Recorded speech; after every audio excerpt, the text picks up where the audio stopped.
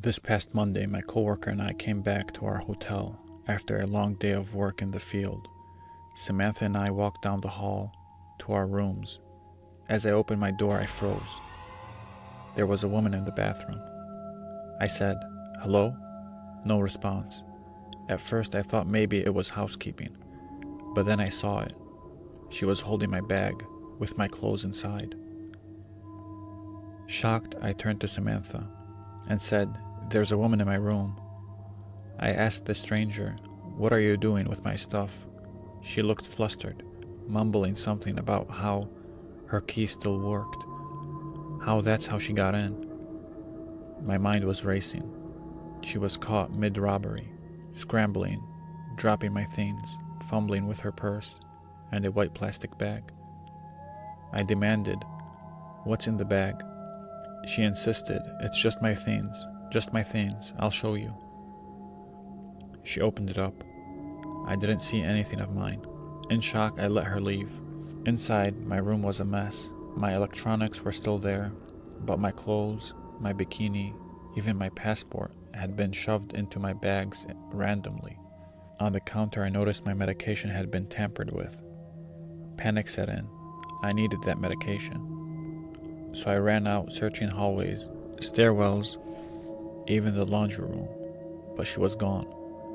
Samantha and I went to the lobby, told the front desk, and called the police.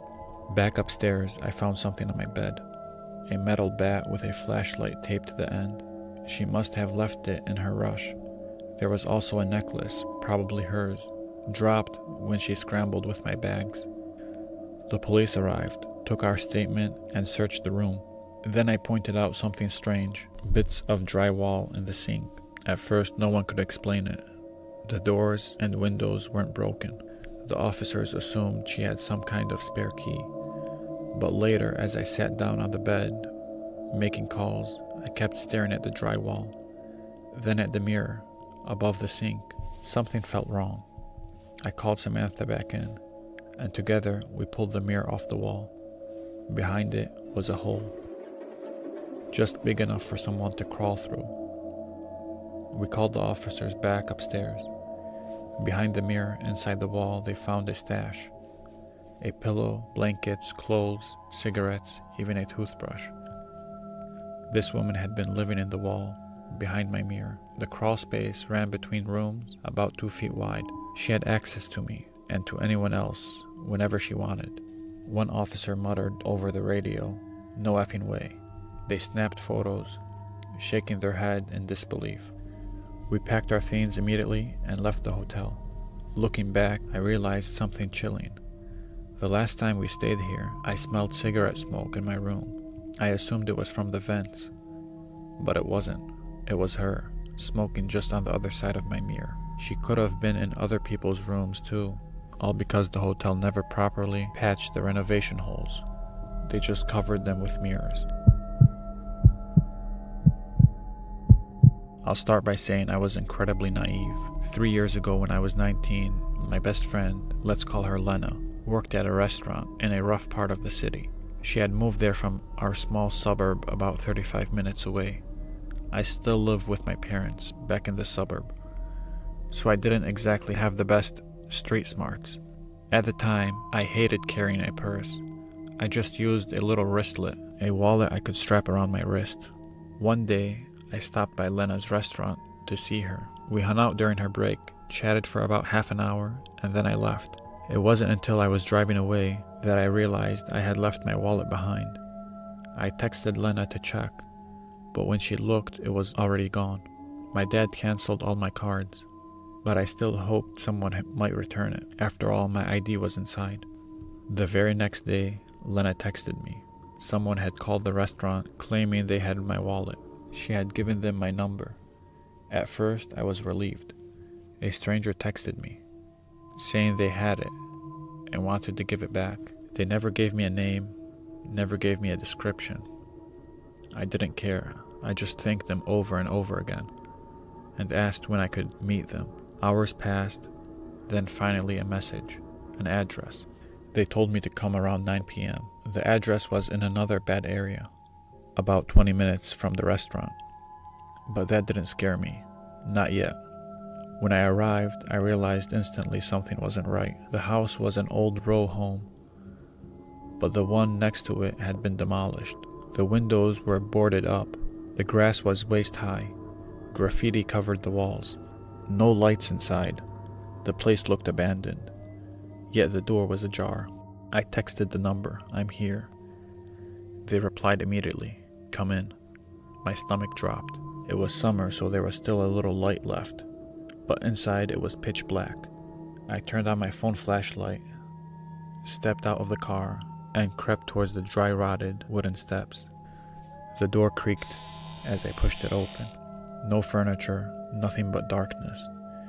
Then I heard it, quiet creaking, coming from upstairs. Someone was up there. That was enough for me. I bolted back to my car, heart pounding. Instead of leaving, I called the police right there. Within minutes, 2 officers arrived, went straight inside with flashlights, then 2 more pulled up. They were in there for what felt like forever. When they finally came out, they weren't alone. 2 scraggly, homeless-looking men were led out in handcuffs. One had visible sores on his face and arms. As they passed by, one of the men turned and locked eyes with me. His expression twisted into the angriest glare I've ever seen. My stomach turned cold.